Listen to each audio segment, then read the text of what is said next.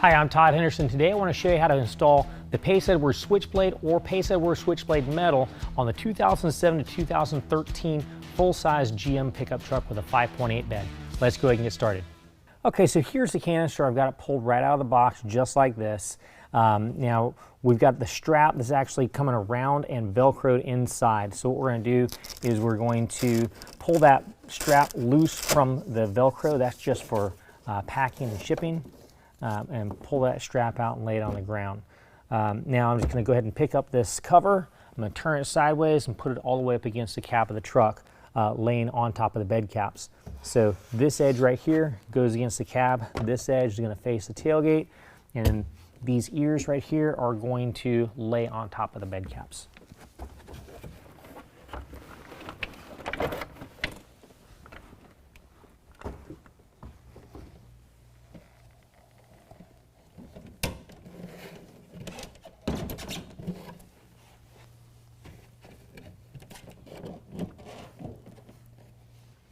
All right, so next what we're going to do before we go any further is we're going to center this cover side to side in the bed of the truck.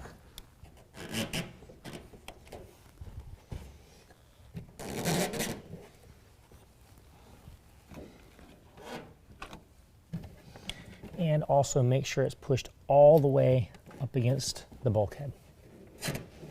All right, now the bulkhead, I've already actually wiped this down with alcohol. So next what I'm going to do is I'm going to apply our bulkhead seal. Now when I unpeel or peel back the adhesive protectant, I'm going to start it right at this edge. I'm going to go from one bed cap to the other. I'm going to put it right along the back edge of the bulkhead, so as far away from the cab as possible, still on top of the bulkhead.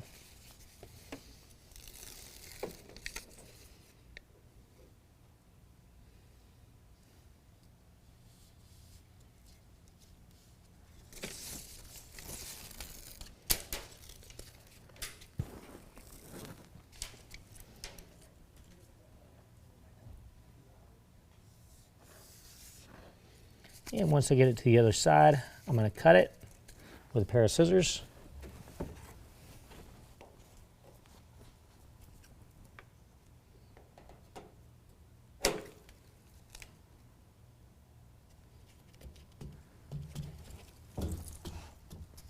All right, so now you may have noticed this truck does have a plastic drop-in bed liner. If you have a plastic drop-in bed liner, we definitely recommend trimming the top edge of that. If you don't trim and remove that top edge piece, then the cover can't go all the way up against the bulkhead. Now it still may work, but it's probably going to be pretty tight, and a lot of times it'll be too tight for a lot of people's preference.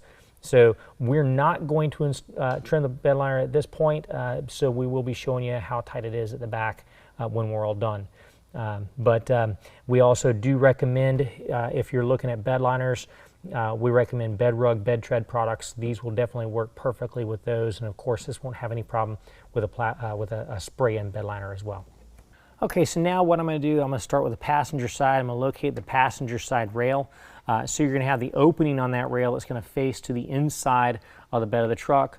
It's also going to be open on the front end when it goes to the canister, but closed on the back end that goes to the tailgate. Now on that, you're also going to see you've got the part that hangs over top of your bed cap has a white protectant over top of your foam seal. So what we're going to do is we're going to go ahead and peel off that white protectant. That just protects your foam seal in transit, so it doesn't get damaged. Also, I'm going to go ahead and point out you've got a couple of locations where you've got some spots machined out of the rail here and here. That's your clamp locations. And then down here we've got your shim locations. Now on this truck, almost every application that I've ever done, you've needed to install the additional shims on this. So I'm going to say go ahead and install your extra shims on the rail, and if it doesn't fit, if it doesn't close well, if it's too tight, then you'll want to remove that shim. But the shims look just like this. They come in your kit, and you just put it right on top of the existing shim that you have. Do that on both the front and the back. All right, so next what we're going to do is prep this rail, and we're going to prep both rails actually. So we're going to set that to the side. If you go to your canister cover, taped to the inside of your canister cover will be a packet. Looks just like this. We're going to tear that open. Inside we're going to have a cloth that's got some lubricating material on it. It's called 303 Aerospace. What we're going to do is we're going to take that and we're going to lubricate the bottom side of the rail sweep on the top of the rail, and then the top of the wear surface or the wear strip on the inside of the rail. So both those areas we want to lubricate with the 303 Aerospace. We're going to do that on both rails. All right, so next what I'm going to do is I'm going to take the rail, I'm going to set it on top of the bed cap. Now the opening of the rail is going to accept the blank of the cover. That's going to slide into the opening of the rail as I slide the rail forward. And also the top surface of the rail needs to rest on top of this tab coming off of the canister. So I'm just going to slide that forward like so. Make sure it goes all the way forward and hits this portion here. Next we've got a rail set screw. Now this has got a lock washer and flat washer. That's going to go up through the bottom of that tab coming off the canister up into the rail. The rail's already got a threaded hole, so we're going to need to line that up and tighten that down using a 7/16.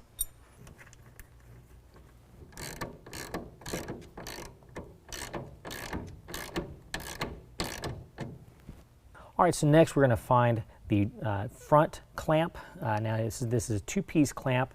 You got two different clamp halves. And now this is specific to front and back. So this is your front clamp half. Your rear clamp half is not going to come out as far. So your bigger clamp half goes to the front. What we're going to do is we're going to find that machined out area on the rail. And the clamp is actually going to slide up into that area and then lock into the rail and slide forward. Now the clamp is going to slide all the way up to this piece right here. Next we're going to get the other clamp half. Now it's shaped like this. What we're going to do is we're going to slide this part of the clamp half into this part here, just like so. Next we're going to get one of our screws out of our kit. Now this is the longer screw because it goes to the longer clamp half. The shorter screw is just a little bit shorter. Just make sure you have the right screw. We've also got a lock washer and a flat washer. Next we're going to grab a barrel nut. Now the barrel nut is going to go to the little groove area in the back of the clamp half. And the hole in that barrel nut is going to line up to the hole in the back clamp half. Next we're going to take our long screw and go through both sides of the clamp and line it up to the threaded hole in the barrel nut. Once that's lined up, we're going to go ahead and tighten that down first by hand. Once we have it tightened down by hand, we're going to go ahead and start to tighten it with a 7/16. Now as we tighten that, we want to make sure that the rail is all the way against the bed cap. We also want to make sure the rail is pulled as far forward as possible. As we tighten this clamp, it will do two things. It will pull the rail towards the bed cap and it'll also pull it down onto the bed cap. Just hold it level while you're doing that.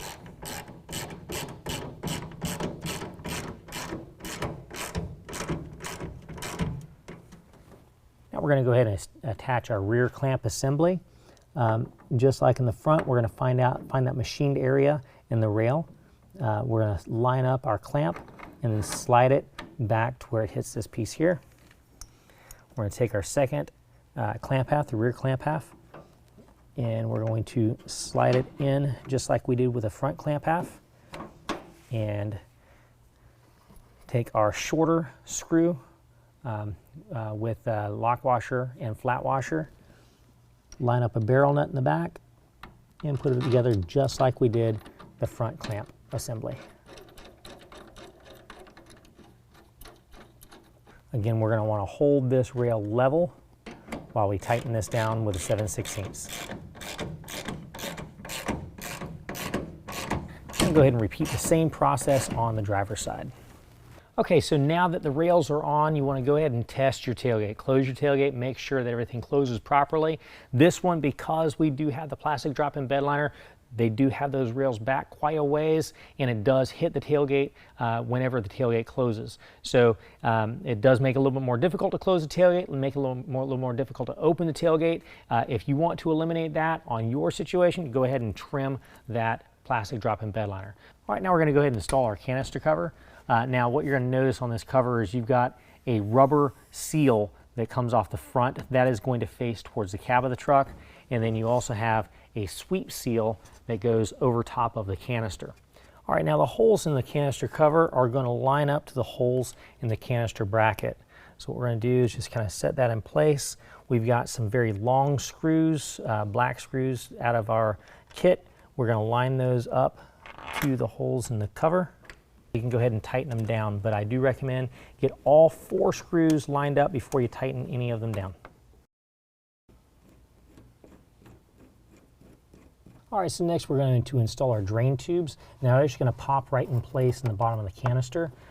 So what I'm going to do, since we've got a plastic drop-in liner, I'm just going to open up my stake hole pocket access. I'm going to feed this side of the drain tube into there, and then fit it up into the hole.